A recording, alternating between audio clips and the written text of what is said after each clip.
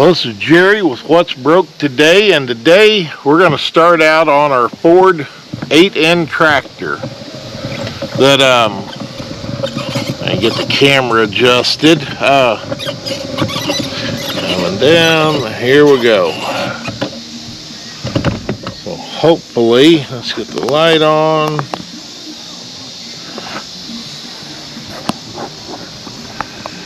Okay.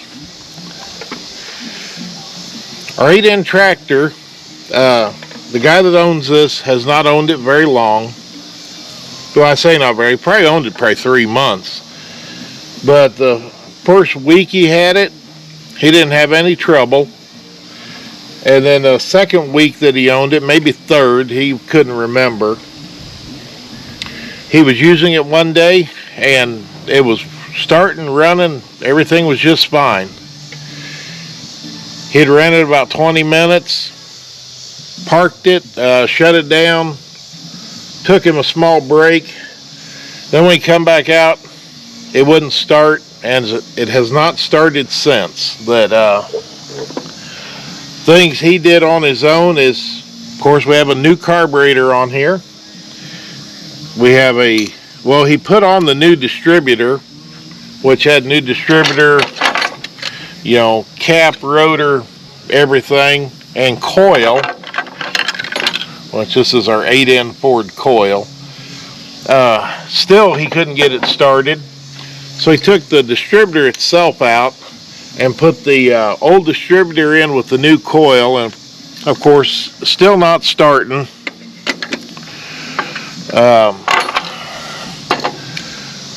When I was asking him questions, the one thing that he never did do was take out the spark plugs and check them. So that's where I figured I would start, is unplug all the wires and just pull the spark plugs out. And I figured looking at them, it looked like they've been in there a long time. So I did go ahead, I've already bought a new set to put in it.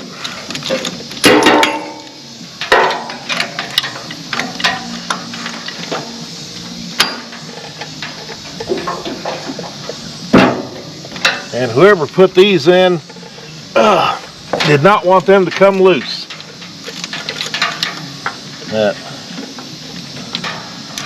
Spark plug never needs to be quite that tight.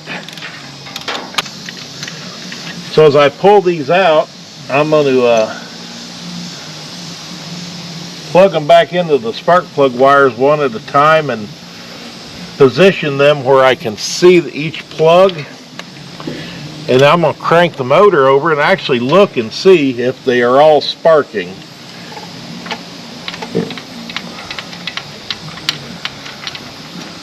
Because like when I pull that out, that really doesn't look too terribly bad. That this rear one's got a lot more carbon buildup. But the other thing I'm noticing is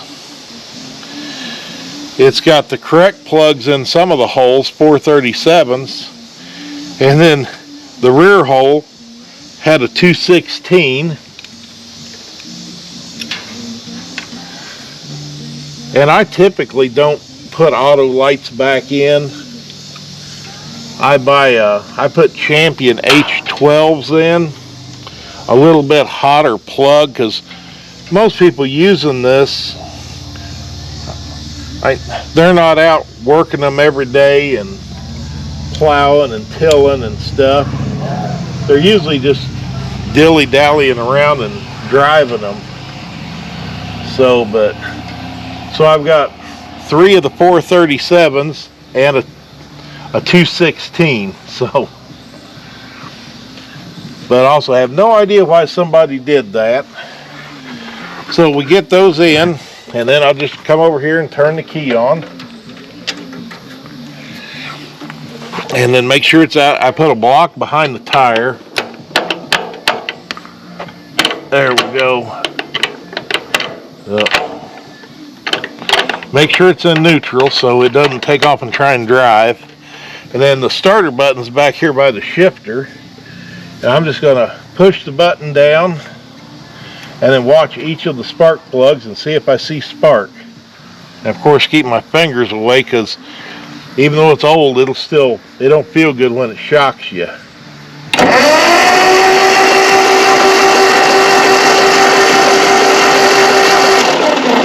And I see absolutely no spark. So,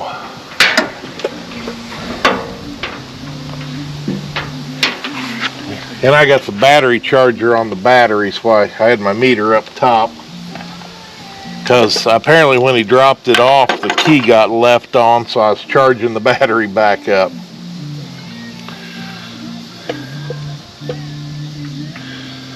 So, alright. So we'll go, let's find well, I'll just go back to the battery. That's probably the easiest thing to do. Get my leads untangled. And I can set the meter up someplace like that. But he thinks this is a 51, which I'm thinking it's a 50 because it doesn't. I think a 51 had the side mount distributor. So, but I'll go to the coil, which the distributor is mounted in the front of the motor, and it goes into the camshaft, and these little fingers here, that they're not quite in the center, so they're a little bit offset, so it'll only go in one way. And of course it has, the holes are fixed, so you cannot adjust the timing on it. So basically you just put it in, turn it till it slides all the way in, and put the bolts in it. That very rudimentary setup.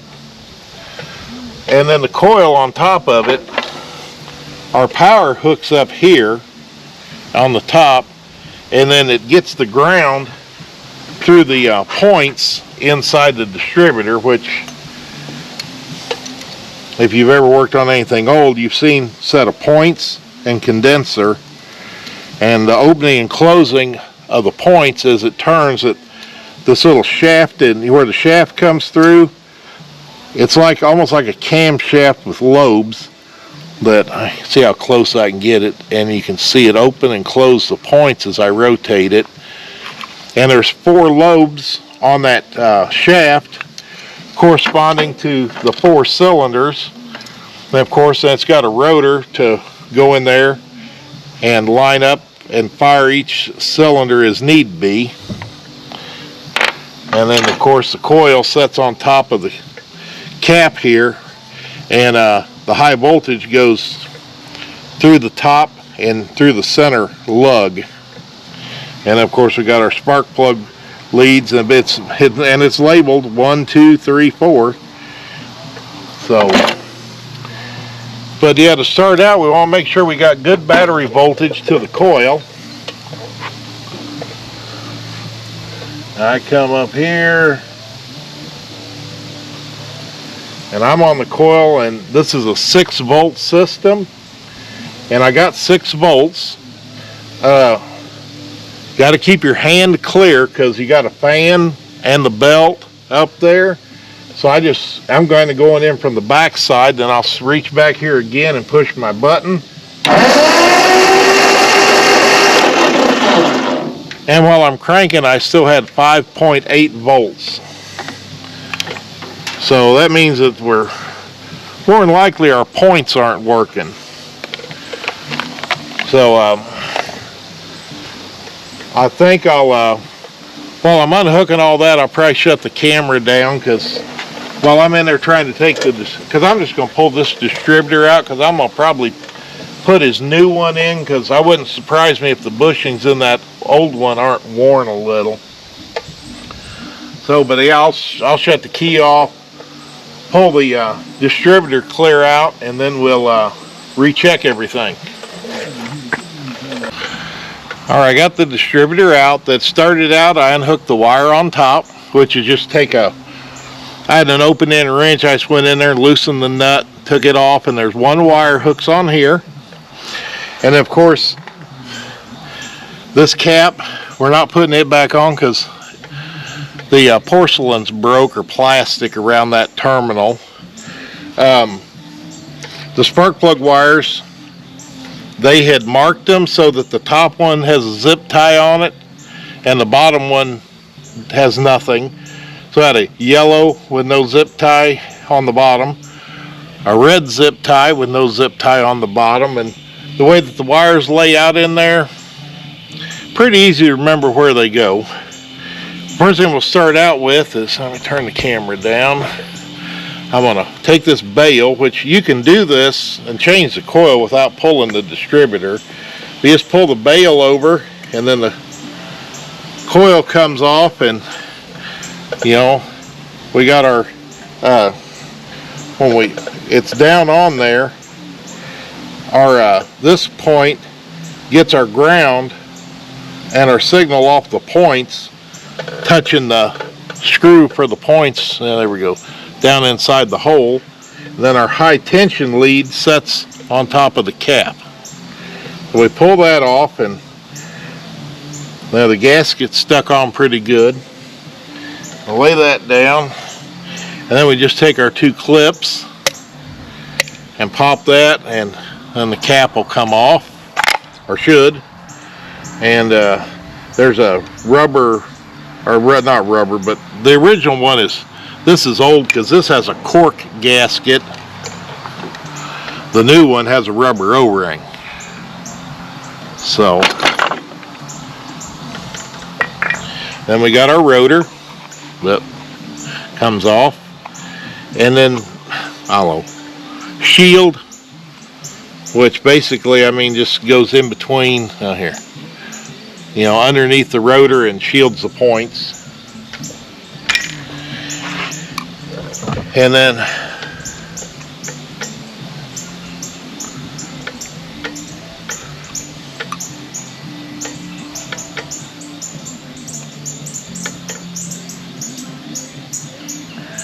that don't even look like the points close, but we can start out. We can get our meter and put it on ohms.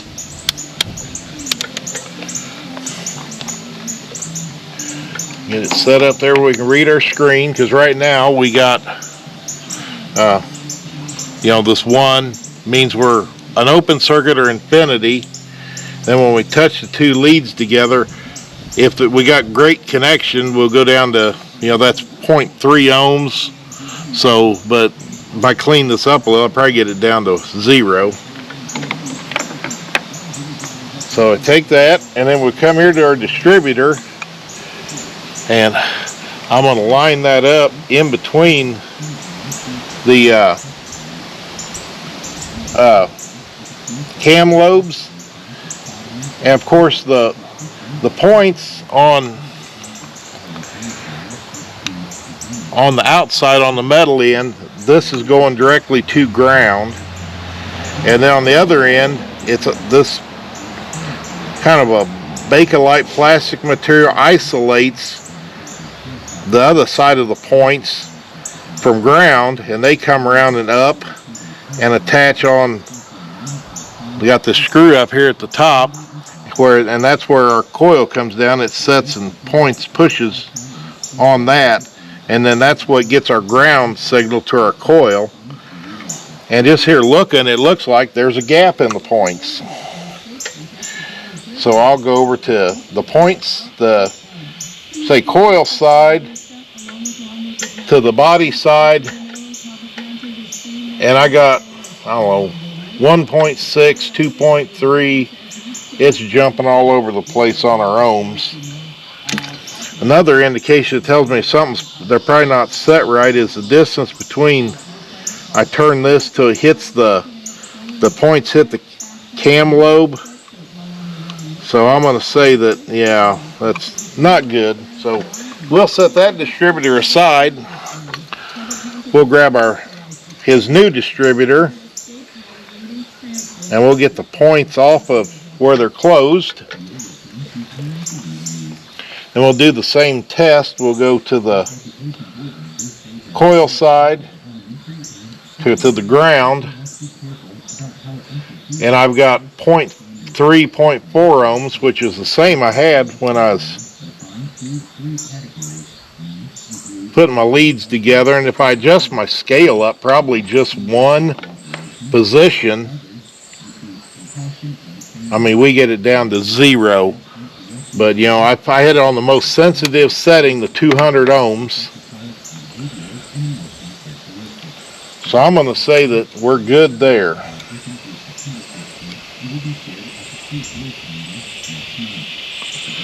All right.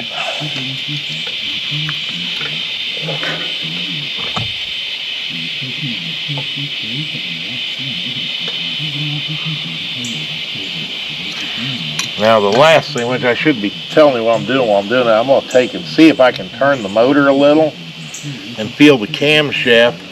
I felt where that sleeve was at. Now here we might just do this a little. Bump it a little and see if it moved.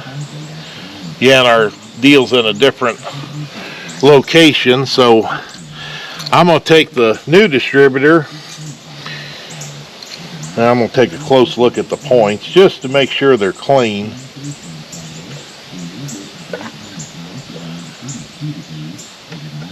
And they do look clean. And then we'll put our little dust cap thingy on. I guess it's a shield, but we put that in there. Then we've got the new rotor, and of course there's a flat spot on the shaft, and then the corresponding flat spot in the rotor. We'll slide that on, and then we make sure our O-ring's in there, and slide the cap on, and then clip our clips. I always turn this just to make sure nothing's binding. Then flip the bail to the front.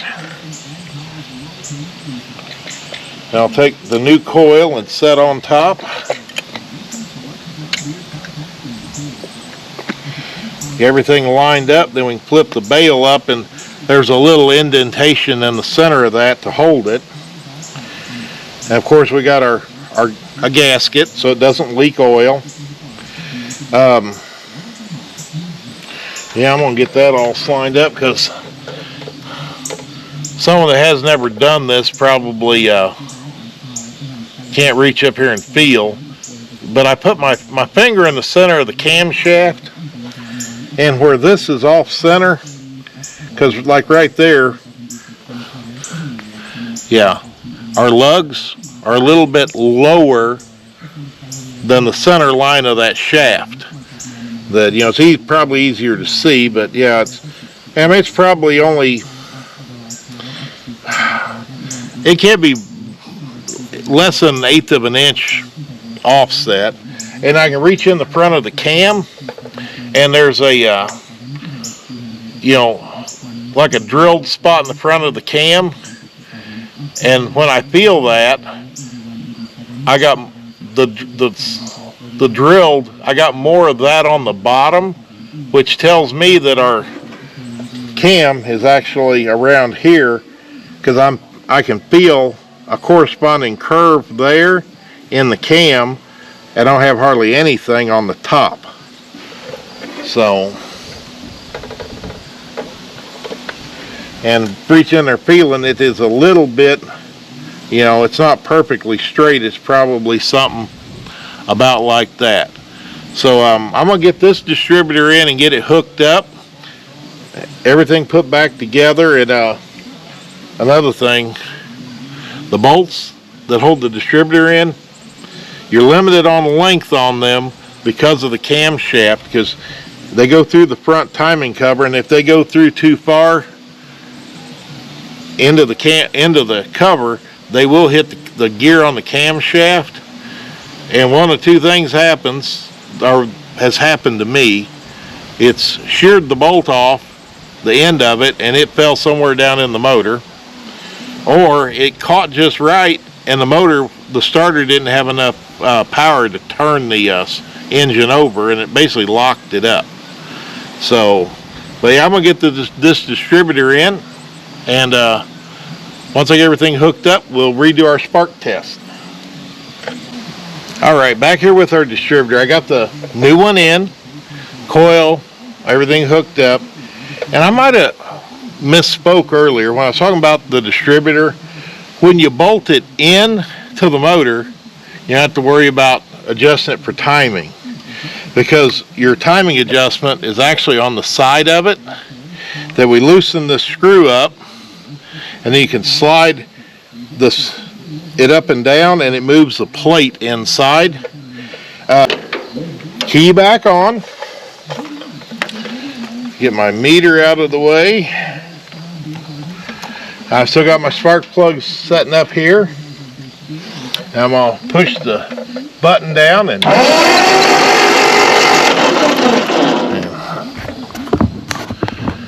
let's shut the light out on the camera. Okay. This should show up because it's clouds moving over, but if you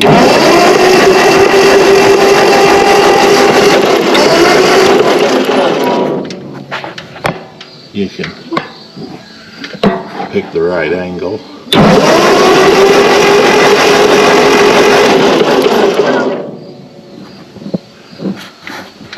Even our one that's the wrong spark plug. And we see a few other things. Well, let me put the camera back down because you probably don't want to look at the ground. So now we got spark.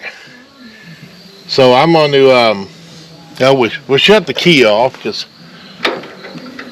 don't want to mess with the plugs and all that while the key's on. So now that we got it off, I'll crank it. Make sure there's no spark. I'm going to go ahead and pull these off because I'm not going to put these back in because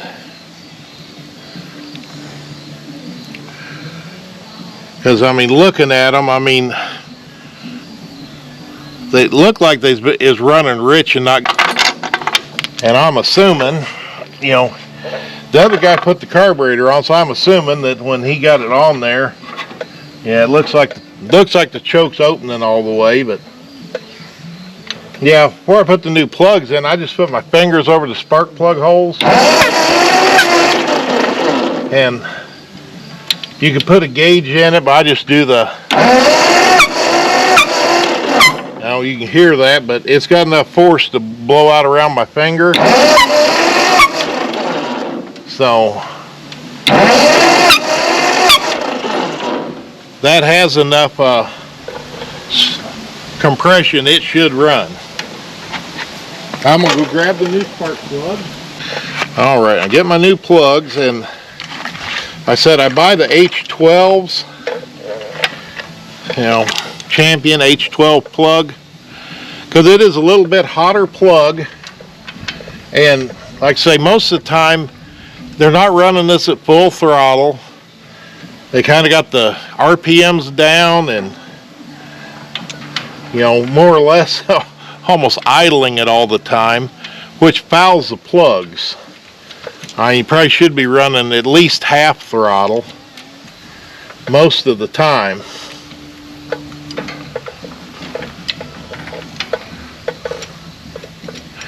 Now the other thing I hadn't checked yet, I may have to, is make sure that you know, because I didn't actually check to make sure the firing order was right. I was just assuming since it was running and he marked things that he didn't screw that up, but it is possible. You know, not as much on a 4-cylinder, but you know, got a V8. That's real easy to do. Okay, here's 1, 2.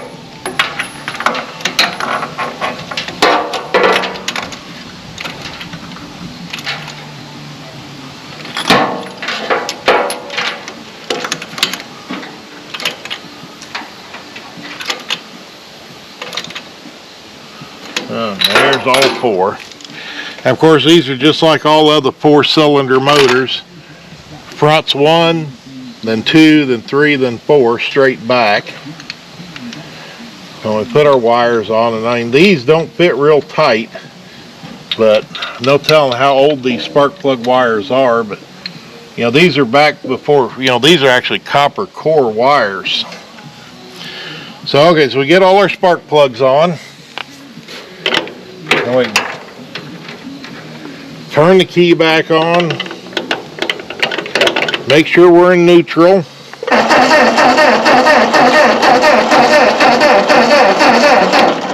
That's just almost like it isn't getting no fuel. And I checked earlier because it's got a shut-off valve on the fuel valve coming out of the tank. Let's just loosen that.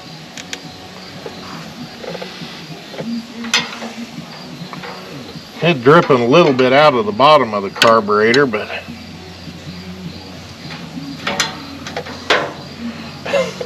take the fuel line off and there ain't no fuel there. Make sure I turn this on all the way.